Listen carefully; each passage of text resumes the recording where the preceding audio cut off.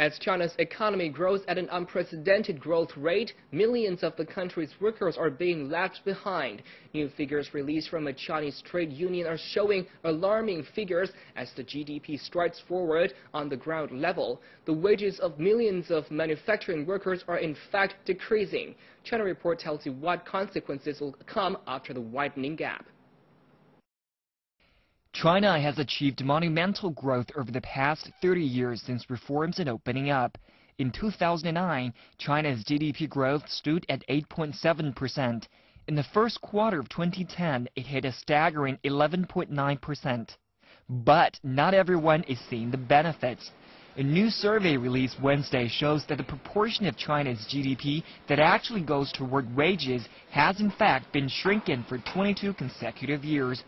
Zhang Jianguo, chief of the Collective Contracts Department with the All China Federation of Trade Unions, warned Wednesday that low pay, long working hours, and poor working conditions for millions of Chinese workers are triggering conflicts and mass incidents, posing a grave threat to social stability. The proportion of the country's GDP that makes up wages and salaries peaked at 56% in 1983. In 2005, it dropped to 37%. Zhang says it hasn't changed much since, but he says, in contrast, the proportion of returns on capital in GDP had risen by 20% during the period from 1978 to 2005.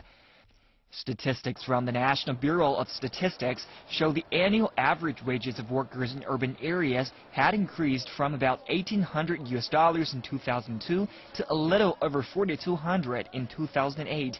But that's not to say everyone has seen a rise in paychecks.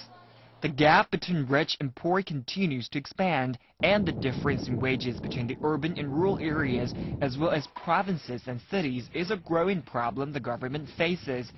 75% of people in the ACFTU survey say the current income distribution is unfair. 60% of those polled said the wages of laborers are too low.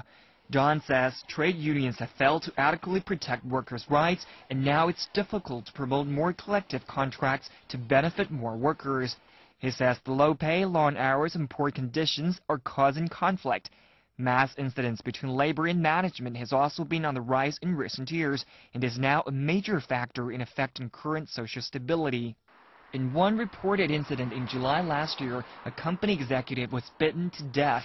3,000 steelworkers protested when they were threatened with job cuts following the takeover of their company, the Tonghua Iron and Steel Group, a private firm in Jilin province. The workers beat company executive Chen Guojun to death. Strikes by taxi drivers citing harsh working conditions and low pay are also on the rise across the country. As conflict continues to threaten social stability, 7 provinces have increased 17% of the minimum wage standards, but there is still a long way to go until this is taken up nationwide.